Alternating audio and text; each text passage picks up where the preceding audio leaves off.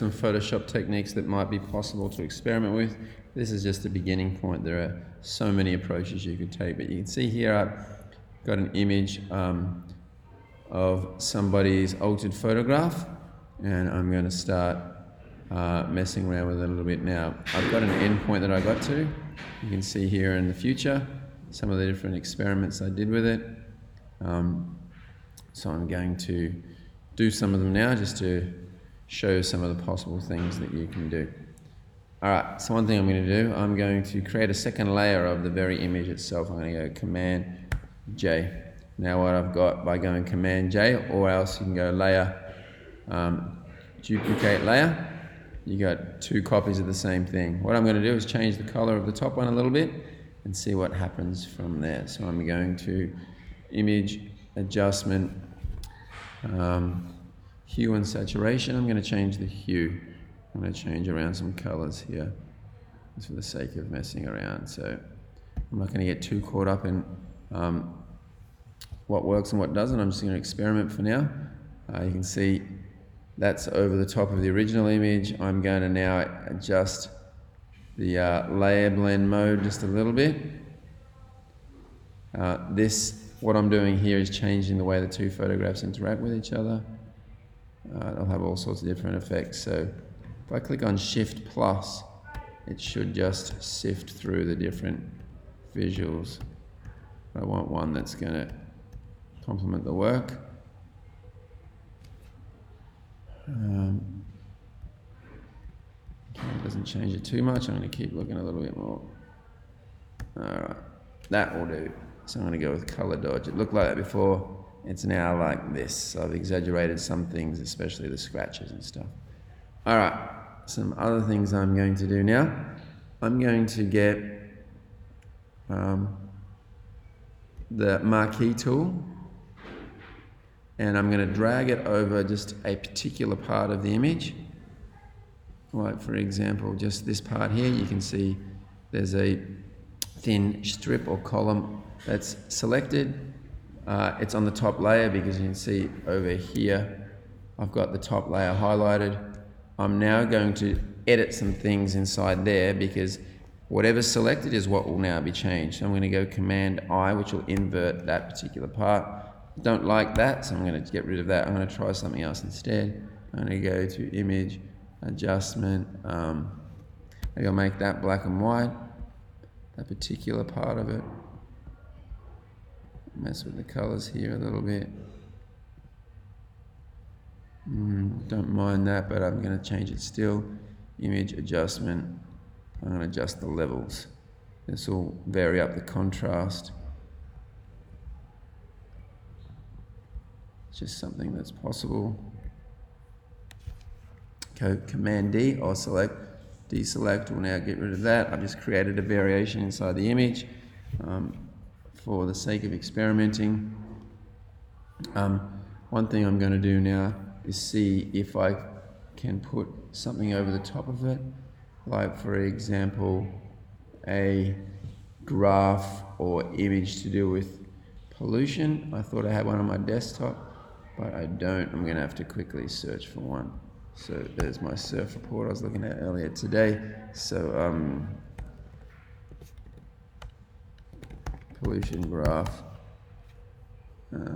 get an image, get one of these things. Let's use this pie graph here, or this column graph I should say, not a pie graph at all. And I'm going to drag that onto my desktop, and then from my desktop, hopefully it's there, I'm going to drag that into Photoshop. Click OK. Get rid of the surf report. And I'm going to now drag this image. So V for Move Tool is the shortcut. Command T to make that much bigger. I'm going to get this graph on here. Maybe get it all the way to the bottom.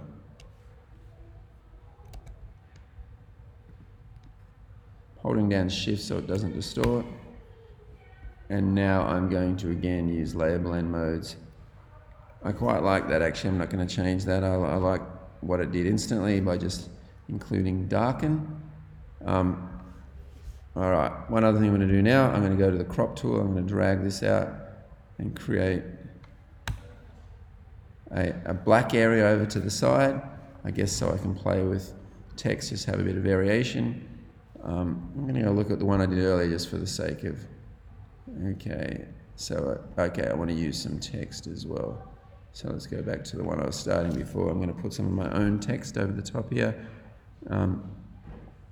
So the way I'm going to do that is I'm going to go to my text tool, I'm going to double click, I'm going to put in something that's not too literal here. It's in white text, it's created its own layer there, you can see layer 3.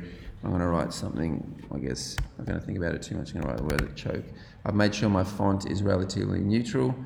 It's not decorative in any way, or it's something that's not too distracting in its visuals anyway. I'm going to grab those 3 and go Command C, and I'm going to copy and paste them a bit.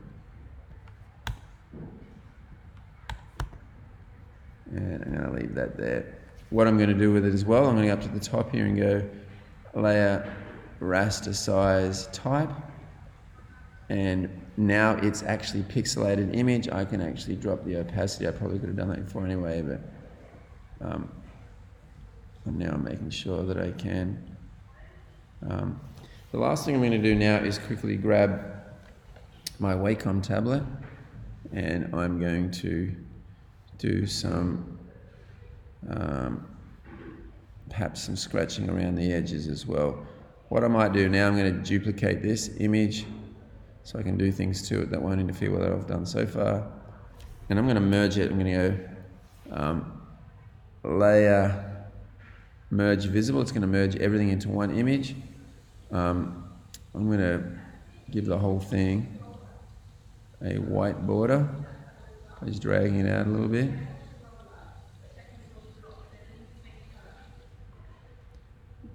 Just dragging out the edges. And now I'm going to use an eraser tool to, actually I'm going to use a paintbrush tool with a white brush, and I'm going to soften out some of these edges so they're not harsh lines. Just create a softer sort of, which I'm not doing a very good job of. Probably looked a bit better before,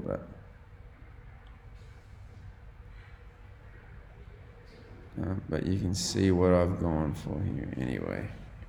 So that might do for now. There are other things you can do. You can obviously use the Wacom tablet to write over the top of it. You put more and more imagery over the top. You can juxtapose it with another image next to it. But you can see the effect that we got here and what's possible. Try some of those things, and that's just a starting point.